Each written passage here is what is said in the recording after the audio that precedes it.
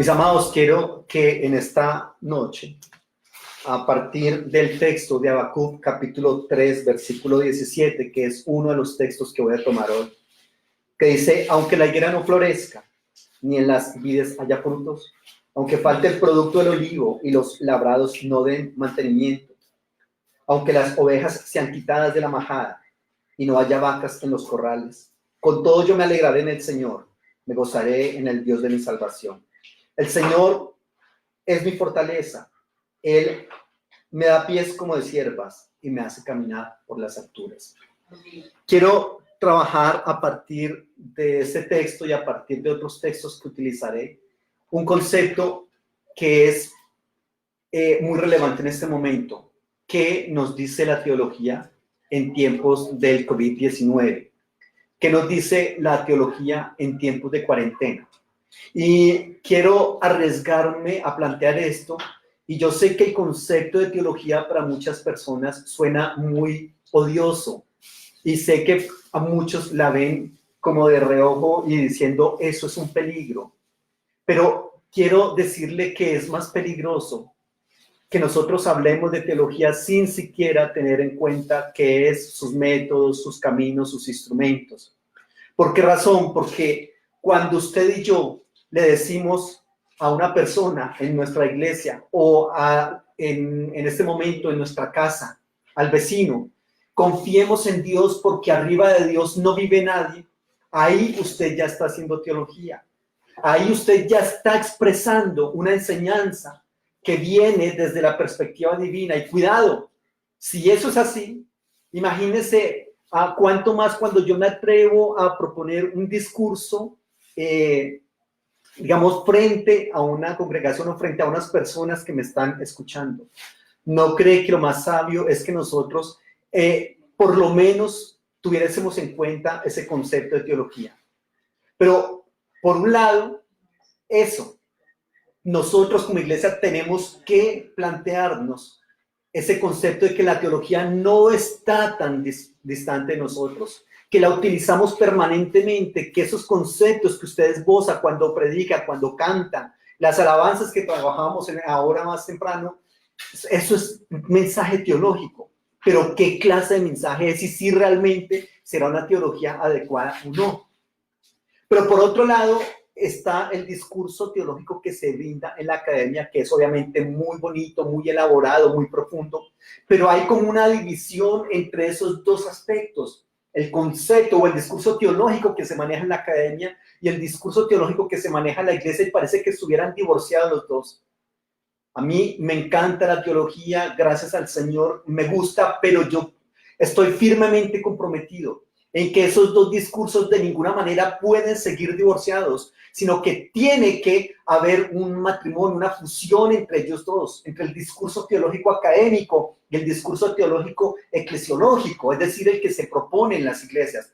Y para intentar precisamente perfeccionar este que se da desde la teología, desde la iglesia, que perfeccione al académico y que el académico perfeccione al teológico. Que no sea una teología de lo que llamamos en la academia una teología del balcón, sino que sea una teología del camino, pero que sea un camino adecuado, una adecuada ortodoxia, una adecuada ortopraxis. Por eso yo en este momento me arriesgo, es un riesgo que tomo, porque esto es una prédica normal o un discurso normal que se da a una iglesia un día entre semana. Se lo estoy dando a una iglesia o se lo voy a dar a una iglesia, pero quiero también plantear cosas que se plantean en la academia. Obviamente no puedo hacerlo con el rigor académico porque los que están, me van a escuchar acá, muchos de ellos no estudian teología.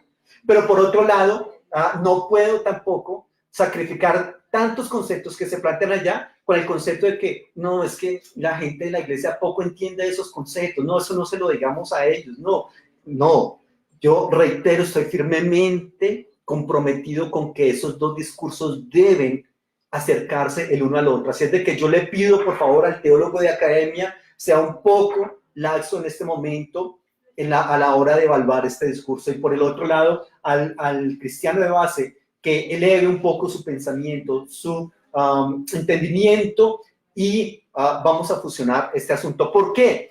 porque definitivamente estamos en un momento bastante álgido de la historia del mundo. Muy pocas veces nosotros nos habíamos enfrentado a esta circunstancia que nos estamos enfrentando en este momento. Y en este momento, la teología tiene que decirle algo al ser humano. La teología tiene que decirle algo a esa persona, a ese vecino que viene, ¿correcto? Deseoso de que alguien le dé una palabra de ánimo y de fortaleza. Pero por otro lado también a ese que quiere leer algo en la academia.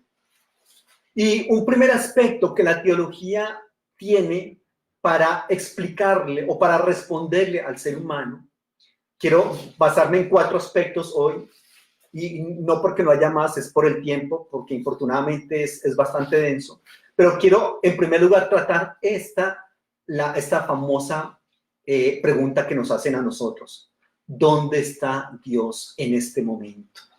Y obviamente siempre es algo que se nos va a plantear: ¿dónde está Dios en este momento? Porque el mal y el sufrimiento en el ser humano obviamente nos hablan de una divinidad todopoderosa, una divinidad que aparte de todopoderosa es buena, pero que infortunadamente mientras nosotros sufrimos, esa divinidad sigue apática allá, trascendente, en su trono, sin que le interese mucho lo que está pasando acá, es decir, indiferente, ¿cierto? Mucha gente ve eso. Entonces, muchos proponen el para qué creer en un Dios y para qué practicar una religión que ante tanto sufrimiento, ante tantas preguntas, ante tanta mortandad, guarda silencio. ¿Correcto? Y vienen entonces la pregunta formulada por Epicuro hace mucho tiempo. Él decía: ¿quiere Dios evitar este sufrimiento pero no puede? Si es así, entonces estamos hablando de un Dios impotente, ¿correcto? Pero por otro lado, ¿puede Dios evitar ese sufrimiento pero no quiere? Entonces estamos hablando de un Dios malévolo, un Dios que se disfruta del dolor del ser humano. Pero por otro lado podríamos decir: y si sí puede, y si sí quiere, entonces ¿por qué no actúa? ¿Por qué este virus está presente, correcto? Y otras tantas enfermedades y situaciones que están dando lugar a mucha mortandad y muchas situaciones en este momento. Y claro, frente a esas circunstancias es posible que pueda haber entonces un tránsito del ser humano de la fe cristiana o de otra fe, ¿cierto?, a la increencia en un Dios. Hay un teólogo, un pastor al que aprecio mucho, me gusta mucho leerlo, Bart Ehrman, pero él empezó siendo un cristiano y terminó siendo un pastor, pero por esa incapacidad de no entender el Dios bueno y un mal en el mundo, entonces hubo un tránsito de la fe cristiana a la increencia, a volverse ateo. ¿Por qué? Por no soportar esa contradicción que hay entre el Dios omnipotente, el Dios bueno, pero por otro lado la existencia de un mal en general. ¿Qué pasa? ¿Cómo fusionamos eso ahí? Y evidentemente no es tan sencillo, ¿correcto? Me acuerdo en este momento de las palabras de Galileo Galilei, cuando se le preguntó ¿dónde está Dios? Y él dice: Dios está en nosotros mismos o no está en ningún lado. Definitivamente Dios está en nosotros mismos o definitivamente no está en ningún lado. Porque podríamos preguntarnos por qué hay gente que encuentra el bien en males tan grandes, por ejemplo, como los que sufrieron el Holocausto, y muchos de ellos dijeron: Dios no existe, no quiero saber nada de él. Pero por otro lado hubo otros que lo encontraron y dijeron: definitivamente Dios es mi fortaleza en este asunto que estoy viviendo. Así es de que este problema del mal, del coronavirus o de todo lo que está pasando relacionado con Dios tiene que afrontarse definitivamente en temas, por un lado, estrictamente racionales, por otro lado, estrictamente de fe, ¿correcto? Que deben fusionarse los dos en este momento. En cuanto a lo estrictamente racional, tenemos que decir que definitivamente no es solamente del cristianismo. A eso es a lo que me refiero cuando hablo de racional, porque no es solamente el cristianismo el que está siendo afectado. Es decir, este COVID-19 está afectando a creyentes, ateos, agnósticos, a los pobres, a los ricos, etcétera, a todo el mundo, ¿cierto? Entonces, eso de intentar dar una explicación racional al asunto, reitero, hasta cierto punto. ¿Por qué? Porque de todas maneras el asunto racional de dónde está Dios y cómo es que actúa, o si actúa o no actúa, y si no actúa, ¿por qué no actúa? De todas maneras tenemos que entender que nos supera a nosotros. Es decir, nosotros no tenemos una explicación racional que satisfaga, ¿correcto? No se puede exculpar a Dios de lo que está pasando de ninguna manera, porque cuando se intenta exculpar a Dios, se acaba favoreciendo entonces un imaginario o una realidad para algunos de un ser malvado, ¿correcto? A costa del sacrificio de muchas personas. Entonces se le dice, no, definitivamente es que hay un ser malvado y eso no tiene nada que ver con Dios. Entonces, realmente nosotros, a esa pregunta frente a dónde está Dios en este momento, tenemos que decir que lo más sensato es, por un lado, reconocer que el cristianismo no tiene una respuesta racional a este problema. Podemos intentar muchas cosas y podemos intentar muchas respuestas, pero definitivamente hay algo que se va, que se sale y que va más allá de nosotros, ¿cierto? Por ejemplo, este texto que leí al iniciar es el ejemplo de Habacuc. Habacuc está por allá, según algunos estudiosos, está más o menos por allá en la época del 720, 700 más o menos, antes de Cristo. En ese momento está el imperio asirio en pleno auge. Y entonces esta profecía de Habacuc se constituye en un diálogo con Dios, en la cual el profeta le pregunta muchas cosas a Dios y Dios le responde. Esa respuesta suscita nuevas preguntas que el profeta se las hace y Dios vuelve y le responde.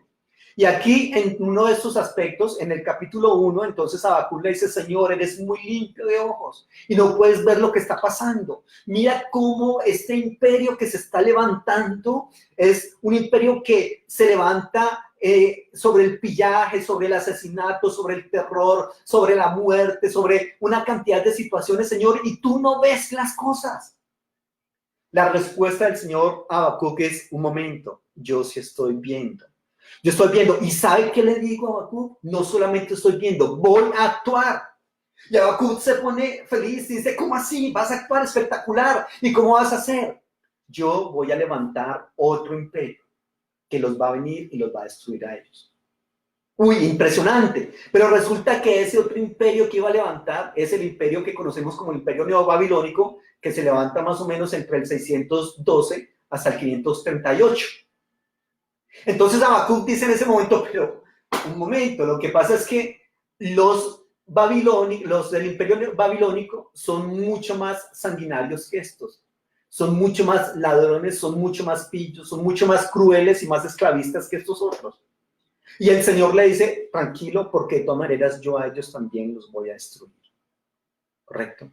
Entonces, hay una situación que se plantea acá. Y es importante que el Señor le dice, en el capítulo 2, versículo 2 de Habacuc, Jehová me respondió y dijo, escribe la visión y grábala en tablas para que pueda leerse de corrido. Aunque la visión tarda en cumplirse, se cumplirá a su tiempo, no fallará. Aunque tarde, espérala, porque sin duda vendrá, no tardará. Y le estaba diciendo que el imperio asirio estuvo vigente más o menos desde el 740 a.C. hasta el 612. ¿Cuánto de eso pudo haber visto Habacuc? Luego, reitero, el imperio asirio cede su lugar, o no cede, se lo quita el lugar, el imperio neobabilónico que está vigente desde el 612 hasta el 539. En el 539 se levanta otro imperio, que es el imperio medo-persa, y está vigente hasta el 333 a.C. Luego siguen los griegos y luego siguen los romanos. Frente a esas circunstancias, démonos cuenta entonces que el Señor le da una palabra al profeta Habacuc, y es una palabra que se cumple. Pero ¿cuánto de esa palabra había cumplida el profeta? Yo creo que muy poco. Muy poco. Así es de que Habacuc, tal cual nosotros, apreciados, estamos en esa pregunta, Dios, ¿qué estás haciendo en medio de esta circunstancia? Y muchas veces uno dice, ni para qué orar, porque es que definitivamente si yo no oro, o por más que ore, no va a pasar absolutamente nada. Pero Dios en ese momento está diciendo, sí, va a pasar. Yo estoy actuando. Y le dice, es muy posible que se tarde, Habacuc, pero por favor escríbala porque aunque tarde, esto va a tener un desenlace En el griego hay una palabra, el telos, la teleología, todo marcha hacia un fin establecido por el Señor. Y ese fin, evidentemente, es muy posible que nosotros no lo veamos en esta corporeidad, en esta materialidad, pero que definitivamente ese telos está en el propósito y en el tiempo del Señor, que como siempre hemos dicho, es el tiempo kairos, mientras que el de nosotros es cronos, y en ese tiempo de allá, un día es como 1000 años, ¿correcto? Y 1000 años como un día. Y desde esa perspectiva es muy posible que nosotros no podamos ver lo que Dios está haciendo desde una perspectiva mucho más amplia que nuestra pequeña temporalidad como seres humanos. Pero le digo desde el texto bíblico que lo que hay que hacer es esperar, ¿correcto? Y tener confianza en el Señor, porque el Señor obrará. Así es de que reitero que si bien nosotros hay muchas cosas que no vamos a ver, definitivamente van a pasar. Esos imperios han venido surgiendo y caen, surgen, caen, surgen, caen. Lo que está pasando en este momento también caerá y cederá el paso a algo que finalmente será el propósito de Dios, ese telos, ese objetivo final perfecto hacia el cual todo avanza, todo marcha. Que lo veamos nosotros o no, lo que nos corresponde a nosotros es sembrar una esperanza en el ser humano. De todas maneras, mientras que esperamos eso, que muy posiblemente, reitero, algo de eso veremos, algo no, pero que seguiremos confiando en la palabra del Señor. El texto, el libro de Habacuc termina diciendo en el 3, 17 y 20 al 19, aunque la higuera no florezca ni en las vides haya frutos, aunque falte el producto del olivo y los labrados no den mantenimiento, aunque las ovejas sean quitadas de la majada y no haya vacas en los corrales, con todo yo me alegraré en el Señor y me gozaré en el Dios de mi salvación. El Señor es mi fortaleza, el que me da a mis pies como de cierva y me hace caminar en las alturas. Ante todo eso, lo que nos corresponde a nosotros en este tiempo es adorar al Señor. Aunque todo esté en contra nuestra, aunque no podamos ver nuestros proyectos funcionando, caminando, sino que al contrario, como que todo se ha perdido, como que no hay absolutamente nada, ahí tenemos que alabar el nombre de nuestro Señor. Pero como le comentaba cuando se le preguntó a Galileo Galilei, ¿dónde está Dios? Y él responde, ¿está en nosotros o no está en ningún lado? Estas palabras me hacen acordar de Hechos, capítulo 17, versículo 28. Mire lo que dice este texto bien interesante. Hechos, capítulo 17, versículo 28. Porque en él vivimos, nos movemos y somos, como algunos de vuestros propios poetas también han dicho, porque linaje suyo somos. Ese poeta al que se refería acá el escritor de Hechos es el poeta Arato, del siglo III antes de Cristo, que fue el que propuso esta palabra, porque linaje suyo somos. Pero mire lo que dice ese texto, la primera parte, porque en él vivimos, nos movemos y somos. Les estaba diciendo que ¿dónde está Dios en ese momento? Y les estaba diciendo que eso hay que explicarlo, intentar explicarlo desde una perspectiva intelectual, correcto, pero que tenemos que entender también que no tenemos toda la respuesta a ese asunto. Que Habacuc nos da algo de esa respuesta, correcto, pero que les decía que se debe tratar desde una perspectiva intelectual. Pero intelectual no es solamente tratar de explicar eso que es trascendente, que nos trasciende a nosotros. Intelectualmente también tiene que ver que es aquí con lo que nosotros podemos hacer en el aquí y en el ahora. ¿Dónde está Dios? ¿En nosotros o no está en ningún lado? Dios se busca fuera de los templos. Los templos en este momento, los lugares de reunión están cerrados en este momento, pero la iglesia avanza, la iglesia crece. La gente sigue confiando en Dios y se ha volcado a una palabra, a alguien que le diga algo en medio de esta desesperanza. Y ahí estamos. Discernir la presencia de Dios en la calle, cuando no hay celebración de culto, cuando no hay proximidad como la teníamos antes, la reunión de las decenas o de los millares. Ahí tenemos que discernir la presencia del Señor en la calle. Buscar a Dios fuera del templo. ¿Dónde está Dios en este momento? Dios está en ese germen de vida que nos ayuda a levantarnos de las cenizas y revivir. ¿Tienes una esperanza en tu interior? Ahí, en medio de esa esperanza, ahí está el Señor. esa esperanza que te va a ayudar a revivir. Dios actúa a través de los seres humanos, cuidado. Dios actúa a través de los seres humanos. Somos nosotros mismos los que debemos limpiar nuestro desorden.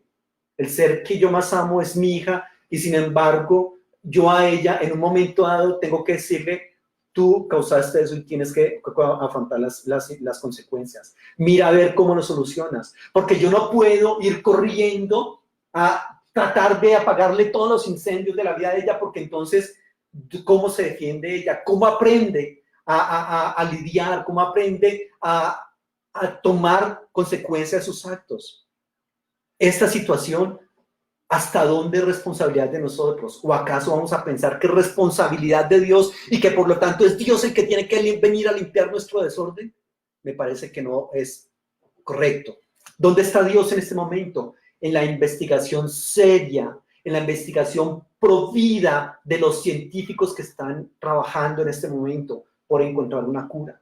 ¿Dónde está Dios en este momento? En las sanas medidas, en el genuino interés y preocupación de los gobernantes cuando toman medidas que son medidas pro vida, que son medidas pro dignidad del ser humano. En las que no son medidas pro vida y pro dignidad del ser humano no está Dios. Pero en aquellas en las cuales Dios se evidencia, esas hay que avalarlas, esas hay que apoyarlas. Dios estaría entonces en esos gobernantes cuando toman esas medidas genuinas de preocupación. ¿Dónde está Dios? Está en el infatigable trabajo del personal de salud. Puedes ver a Dios actuando en un médico o en una enfermera que arriesga su vida por una persona que no conoce, porque hizo un juramento cuando se recibe de médico y su ética y su moralidad le obligan, le impelen el amor por su trabajo a arriesgar su vida por otro.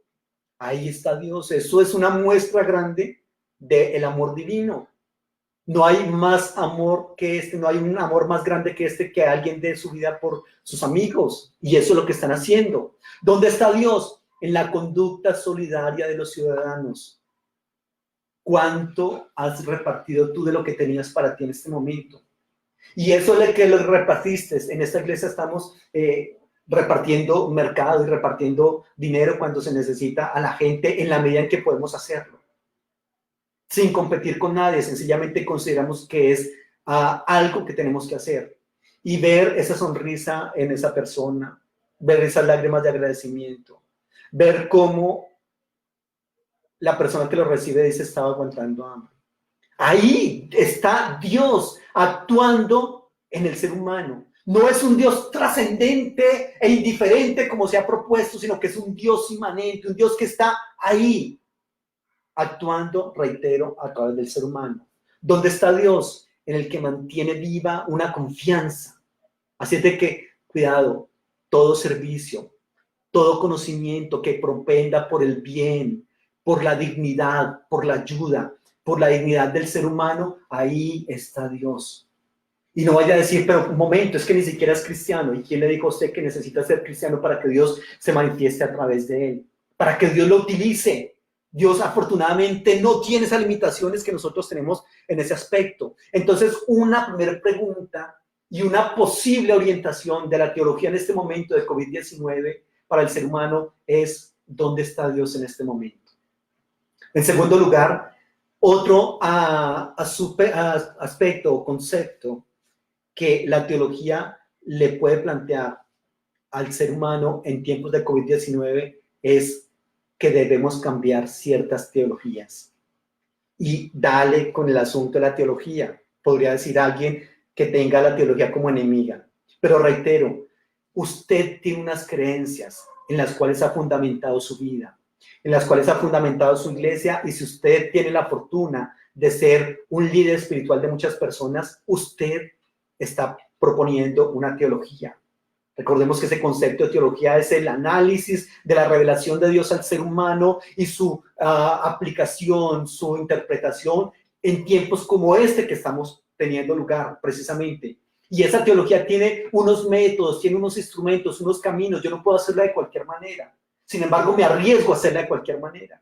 De ahí que lo más sensato sería, a ver, si yo tengo fundamentada mi vida en un aspecto teológico, ¿qué es eso de teología? cómo funciona, cómo se trabaja, ¿correcto? No veamos ese concepto como le estaba diciendo, como algo muy lejano. Por favor, en el momento en que usted se levanta y ora, ahí está haciendo teología. En el momento que usted levanta el teléfono para aconsejar a alguien y decirle, mire, tranquila que arriba de Dios no vive nadie, ahí está haciendo teología.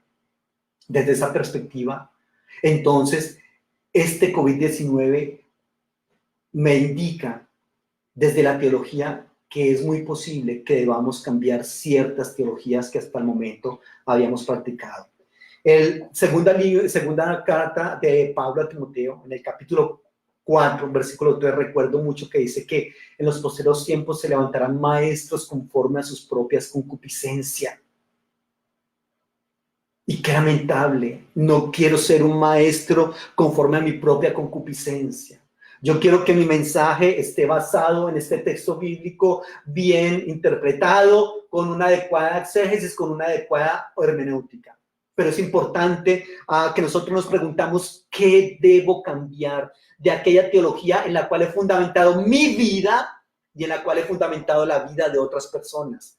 Las cosas deben seguir haciéndose justo como nosotros consideramos que deben ser. Entonces, fíjense, nosotros por lo general iniciamos o aprendimos una manera de hacer las cosas, una manera de cantar, una manera de orar, unos conceptos en los cuales creer, correcto, pero de todo eso, en este momento, debemos ser honestos y decir, de todo eso que yo he venido enseñando, de todo eso en lo cual yo estaba fundamentando mi vida, realmente qué puedo seguir haciendo y qué tengo necesariamente que cambiar. Nuestra dogmática. Ahora, cuidado con esto, porque acá entonces, por un lado, estamos en la iglesia y que no sabemos que lo que nosotros creemos es dogmático. ¿Qué es dogmática? En términos, digamos, generales, un dogma es una afirmación innegable de un principio discutible. Entonces, hay diversas maneras de interpretar digamos, X concepto doctrinal. Entonces, digamos, hay 3 X maneras. De esas 3 yo tomo una. Eso me convierte en un dogma, porque de las 3 yo tomo una y entonces hay un principio, pero es un principio discutible porque hay varias opciones, ¿correcto? Que discuten ese principio. Y de todas esas opciones yo tomo una y digo, de esas 3, esta es la correcta. Le coloco unos textos bíblicos y vamos para adelante con eso. Entonces, un dogma es una afirmación innegable de un principio discutible. Pero por un lado, están muchas veces en la iglesia que no entienden que lo que ellos conocen o creen es un dogma, ¿correcto? Pero que así como está un dogma para usted, así está ese mismo dogma o uno diferente para otras personas respecto al mismo concepto. Y entonces, cuando se escucha una creencia diferente de ese mismo concepto, un momento, eso es un hereje. No, cuidado, no hable con él porque lo puede estar desviando de la verdad. Y por otro lado están los de la academia que critican mucho el dogma de los que están acá. Perdóneme, yo le digo a los que están en la academia, a los que están estudiando teología, y es que lo que usted cree no es dogma. Claro que sí, también es dogmático. Lo que usted cree también es un dogma. ¿Qué pasa con ese asunto? Lo que yo tengo que entender es que mi creencia es un dogma y que hay otros dogmas correctos diferentes y que por lo tanto eso lo que hacen es constituir una creencia un tanto diferente, ligeramente o profundamente diferente a la mía, pero que no me pueda o no me tenga que dividir de esa persona, que no me tenga que separar y alejar y mirarlo con tremenda sospecha diciendo terrible, este tipo o esta persona es tremendamente hereje y es un peligro y yo ni siquiera le voy a decir que es un hermano. Cuidado con eso. ¿Qué me dice la teología en este momento de COVID-19? Que es muy posible que muchas de las teologías, de las creencias, de los dogmas que yo tenía, es muy posible que tengan que ser cambiados. Reitero, de lo que usted enseñaba, de lo que usted predicaba, ¿qué rescata en este tiempo? ¿Con qué se queda y con qué no? De las fortalezas que usted tenía en su vida, de las fortalezas que usted tenía en su ministerio, ¿qué puede rescatar en este momento? Y sobre todo para lo que vendrá después. ¿Vamos a retomar cuando todo eso termine el mismo discurso? ¿O quizá lo vamos a cambiar pero temporalmente mientras que se nos olvida y volvemos a lo mismo? ¿Es coherente lo que nosotros estamos creyendo y enseñando para lo que es vital para el ser humano? Es decir, de toda nuestra enseñanza, ¿qué es lo que es realmente vital para el ser humano en este momento? Y qué es vital en cuanto a la trascendencia de ese ser humano cuando ese ser humano se enfrenta a la muerte. ¿Qué es vital de todo eso que nosotros estamos enseñando? Yo creo que tenemos que preguntarnos eso. ¿Es trascendental lo que yo enseño? ¿Realmente lo es? Yo tengo que decirle, nosotros tenemos que enseñarnos a nosotros mismos y enseñarle a la gente que está bajo nuestro cuidado que la fe no es un antídoto mágico. No es un antídoto que podemos nosotros sacar en este momento y listo, como que todo se soluciona por la fe. La fe no es un antídoto mágico que nosotros podemos sacar de todo este asunto. Es decir, nuestra fe, mi fe, está definitivamente blindada contra esto del coronavirus. Qué pena decirle, no sea mentiroso. No sea mentiroso porque nosotros tenemos que entender que aunque nosotros tenemos fe, pues obviamente hay muchísimas circunstancias que tenemos que plantearnos. La fe, por ejemplo, nos sirve para decir gracias a Dios estamos vivos, otros ya murieron. La fe nos puede decir que nosotros gozamos de buena salud, que estamos disfrutando de aquellos con los que convivimos, ¿cierto? Pero la fe debemos entender que convive con preguntas y con miedos. La fe no, Dios no quiere que nosotros vivamos nuestra fe allá en un arcano o en un gueto, en una burbuja en la cual nosotros no podemos hacer absolutamente nada porque esa fe es perfecta y esa fe no es afectada por nuestra realidad. No, cuidado. Si tu fe no está siendo afectada por la realidad, me parece que no es una fe genuina. Es muy posible que sea una fe prestada y eso es bastante delicado. La fe necesariamente tiene que convivir con las preguntas y con los miedos que nos están asaltando en este momento. Es normal sentir miedo en medio de la fe. Es normal sentir fe en medio del miedo. Y tenemos que entender que debemos aprender a vivir con esperanza frente a la amenaza. Hay una amenaza latente. ¿Cuándo se va a ir? No sabemos. Pero muy seguramente va a demorar un poquitico de tiempo. No sé. Pero tenemos que aprender a vivir con esperanza frente a esa amenaza. Así que la fe no va a evitar que nosotros tengamos temor por lo que sabemos, cuidado, y más aún por lo que ignoramos, por lo que desconocemos, que es mucho más de lo poquito que nosotros conocemos. Pero definitivamente es muy posible que ese desconocimiento, reitero, por lo que sabemos y por lo que ignoramos, nos lleve al temor. La fe no nos puede llevar a nosotros a desconocer la realidad. Reitero, si usted está desconociendo la realidad porque su fe es mucho más amplia que la realidad, me parece que no está entendiendo este asunto. Muchos están quebrando en sus trabajos y muchos lo harán. Es posible que la enfermedad toque nuestra puerta. Es posible que la muerte toque nuestra familia. ¿Y cómo actúa la fe ahí? No por ser nosotros líderes espirituales o por pertenecer a una iglesia, no estamos exentos de absolutamente nada de eso que les pasa a los otros, ¿no? Es muy posible que usted y yo llevemos las consecuencias directas de eso. Y no tampoco por ser líderes espirituales pertenecientes a una iglesia tenemos contacto directo con Dios. Es que el Señor nos dio el 018.000 y para que nos contactemos con Él, no. Es muy posible que a Dios, o por lo menos me pasa a mí, que muchas veces se me pierde, que muchas veces miro por todo lado y digo, Señor, ¿dónde estás? Señor, ¿dónde estás en medio de esta circunstancia? Señor, ¿no ves que estoy ya casi que me reviento con lo que está teniendo lugar? Y a veces lo único que encuentro, la inmensa mayoría de veces quizás, lo único que encuentro es el silencio de Dios.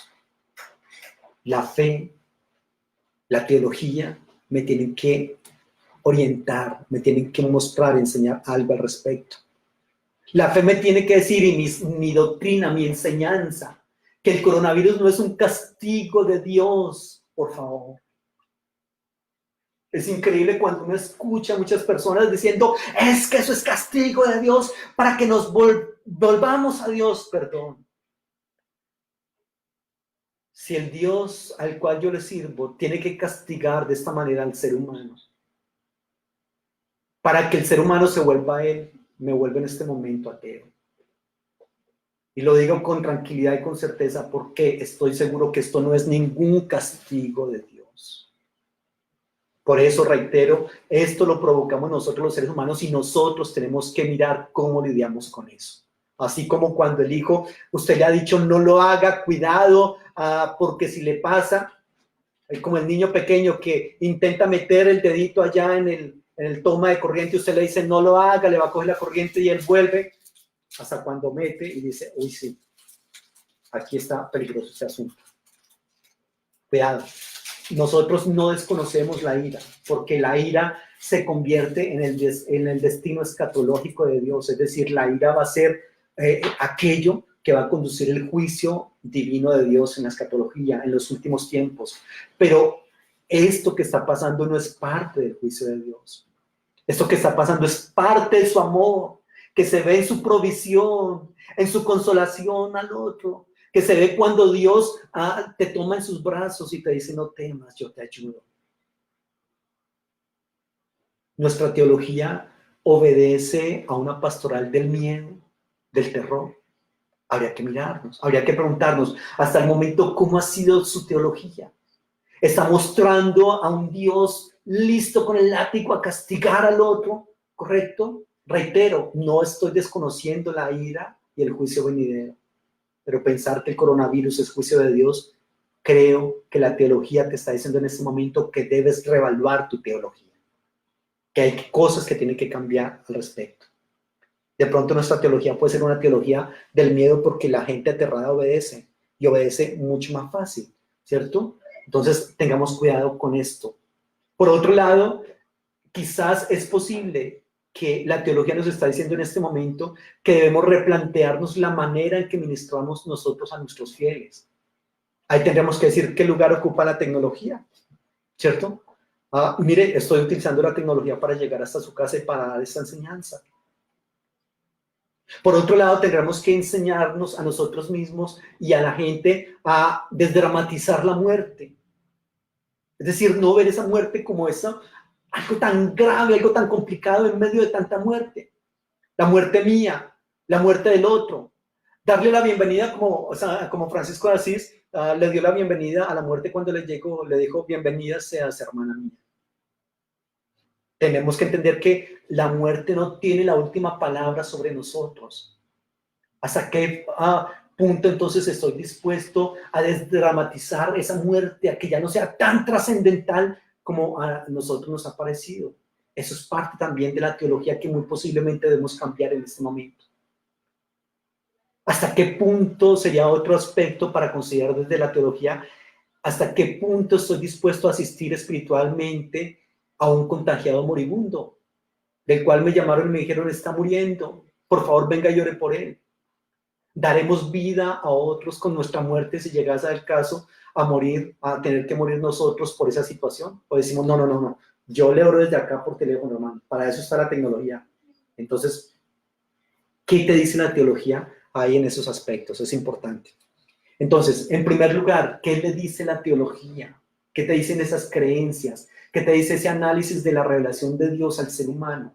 ¿Qué te dice en tiempos de COVID-19? Y en un primer momento, ¿dónde está Dios? En un segundo momento, es muy posible que tengas que cambiar algunas de las teologías que has venido trabajando hasta el momento. En un tercer aspecto, ¿qué nos dice la teología a nosotros de toda esta situación?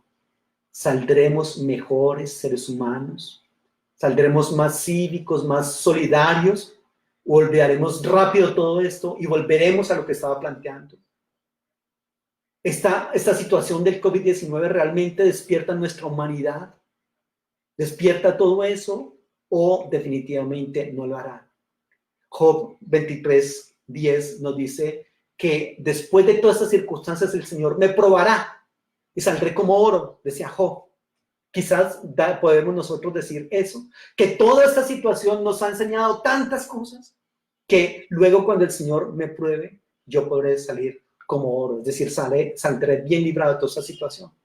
¿Por qué razón? Porque situaciones como esta que nosotros estamos viviendo con el COVID-19 sacan lo mejor del ser humano, o cuidado, sacan lo peor de los seres humanos.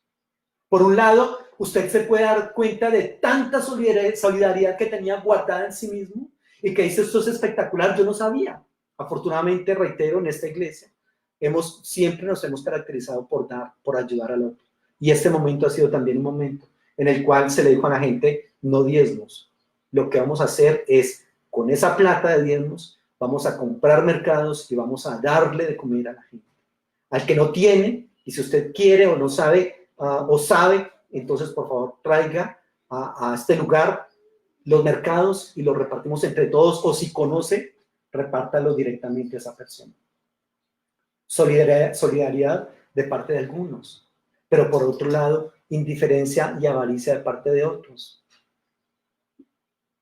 Le comentaba anteriormente que los programas y las políticas del gobierno que propendan por la vida, por la dignidad, se avalan, se apoyan, se siguen. Pero aquellas que no, es triste ver cómo en medio de toda esta pandemia hay gente que hace negocio con los mercados que son para los pobres, como venden un atún o pasan un registro de un atún por 20,000 pesos y todo lo que nosotros ya conocemos. Entonces, estas situaciones sacan lo mejor o lo peor de los seres humanos. ¿En cuál equipo estás? ¿Qué has permitido que saque esta pandemia de ti? ¿Lo bueno o lo malo? Esta pandemia nos enseña que cómo nos relacionamos entre nosotros, cómo nos relacionamos con la naturaleza, cómo nos relacionamos con la trascendencia, que somos seres de relaciones y que por lo tanto debemos cuidar esas relaciones, ¿correcto? Debemos resituarnos frente a nuestras posesiones, frente a proyectos, frente a seguridades. Eso nos dice la teología a nosotros hoy. ¿Cuáles son tus posesiones y cuáles de esas posesiones te sirven hoy y son vitales para ti? ¿Qué proyectos tenías en tu vida y cuáles de esos proyectos puedes decir en este momento como que realmente me parece que no son los más adecuados? Creo que es necesario que los voy a cambiar, voy a sopesar los proyectos y voy a colocar mis seguridades en otras cosas. Antes la tenía en ABC cosas, ahora la voy a colocar en otras circunstancias. Tenemos nosotros que aprender a incorporar las frustraciones, las negatividades, ¿correcto? Que son propias, que son inevitables, porque somos criaturas, somos seres creados. Y esas frustraciones y negatividades son parte normal de nuestra vida. Entonces, le estoy hablando de un tercer aspecto, es cuáles de las circunstancias que nosotros estamos viviendo en este momento y cuando esto termine, ¿cómo vamos a salir de nosotros? ¿Cómo vamos a salir? ¿Cómo? ¿Con qué principios? ¿Con qué cualidades? ¿Con qué ética? ¿Con qué moralidad? ¿Qué es lo que cuenta verdaderamente? En este momento nosotros nos hemos dado cuenta de muchas cosas y nos hemos dado cuenta de lo que realmente cuenta o no, qué es lo importante o no, qué es lo vital o no, qué es lo trascendental o no. La vida, lo material, el individualismo, la solidaridad. ¿Qué es lo importante? La explotación de la naturaleza, la explotación del ser humano. Usted de pronto quiere vivir mejor y usted dice, yo quiero luchar por vivir mejor. ¿Y qué es vivir mejor? ¿Todo este tiempo le ha enseñado algo acerca de lo que es vivir mejor? Acerca de lo que es la vida, de lo que es lo material, de si eres una persona estrictamente individualista o de si eres más bien solidario, si eres una persona de aquellos que explotan al ser humano y a la naturaleza o de los que más bien intentan preservarlo y dignificarlo. ¿Ha servido en este momento de algo la acumulación de armas de destrucción masiva? ¿Ha servido de algo? ¿Ha servido de algo toda esta ingeniería espacial y toda esta ingeniería armamentística? ¿De qué ha servido? Que esto nos enseñe a cada uno de nosotros a entender realmente qué es lo que importa y qué es lo que yo debo perseguir, cuál debe ser mi objetivo de vida. La acumulación de petróleo, ¿cuánto vale el petróleo en este momento? Y sin embargo es una industria que ha movido y que ha manejado la economía y la vida de los seres humanos como ha querido. ¿Cuánto vale el petróleo en este momento? Entonces, ¿qué tan importante es?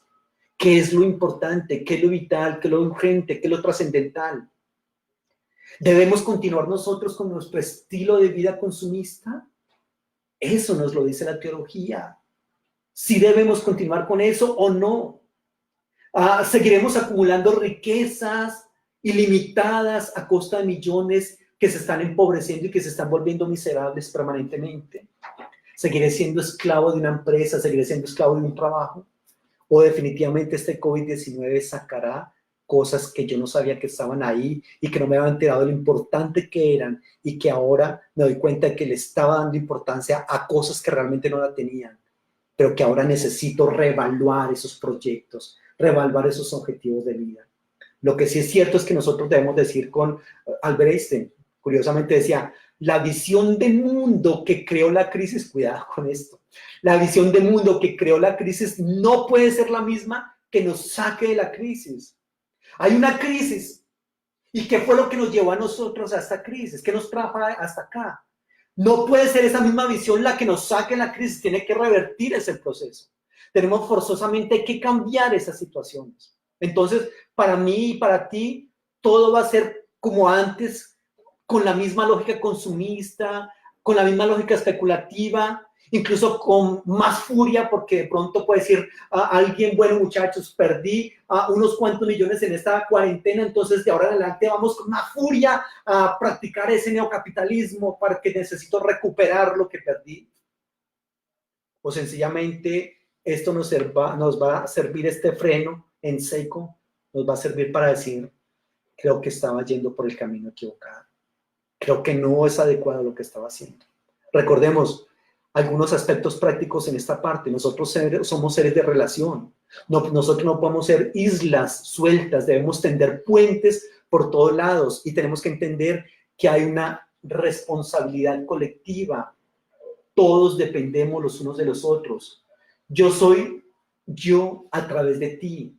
Yo me conozco a mí mismo en la medida en que te conozco a ti.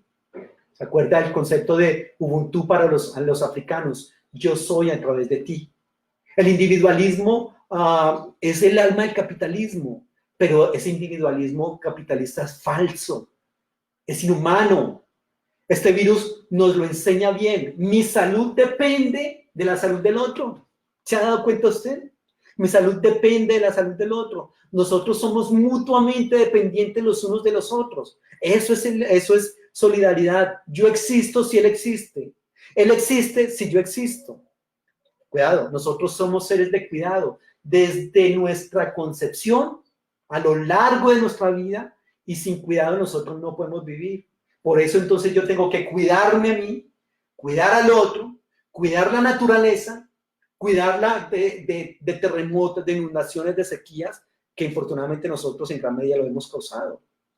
O por otro lado, tenemos que entender que somos seres con espiritualidad, con grandes sueños, que la espiritualidad es la que nos da esos sueños, que la espiritualidad nos lleva a las primeras y a las últimas preguntas, que la espiritualidad nos lleva a algo más allá que nos sostiene, algo que nos dice, más allá de este virus hay algo más poderoso, más eterno, más real, ¿correcto? Y a eso nos lleva a nosotros la espiritualidad. Así es de que nosotros debemos abrirnos a esa espiritualidad, acogerla, entender que garantiza un buen final para todo el universo. Y por lo tanto, entonces, ¿por qué no ir un poco más a favor de la espiritualidad? Cuidado. Por eso es que nosotros tenemos que, en este momento, para no salir de esto y seguir siendo los mismos, debemos tomar tiempo y revisar nuestra vida. ¿Cómo ha sido hasta ahora? ¿De qué lado estoy? ¿Estoy del lado de los que ayudan, del que tiene una palabra de consuelo, del que motiva o del que explota y subyuga y esclaviza? ¿Cuál es mi opción fundamental? ¿Ser feliz sea como sea? ¿Acumular bienes materiales a costa de lo que sea? ¿Tener un estatus social y no hay otra situación más importante y yo, ese estatus social, tengo que conseguirlo como sea? ¿O por el otro lado, ser comprensivo, estar dispuesto a ayudar, apoyar a quienes están peores que yo? Bueno, son preguntas que tenemos que hacerlo si no queremos que esto realmente vuelva a ser como estaba antes. ¿Puedo tolerar los límites de los demás? ¿Puedo considerar y tolerar a los que son aburridos? ¿Puedo controlarme para no responder las tonterías de las que me entero, esos que proponen en Facebook y en otras redes sociales? Y yo digo, ¿qué torpe es? ¿O puedo tolerar eso? ¿Puedo callarme cuando no debo responder o responder cuando debo hacerlo?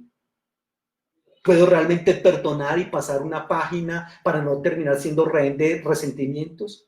Todo eso tengo que entenderlo. ¿Para qué? Para que no salgamos tal cual como entramos en este COVID-19. Y por último, reitero, no porque no haya más preguntas o más aportes de la teología en este momento, sino porque el tiempo se nos acaba.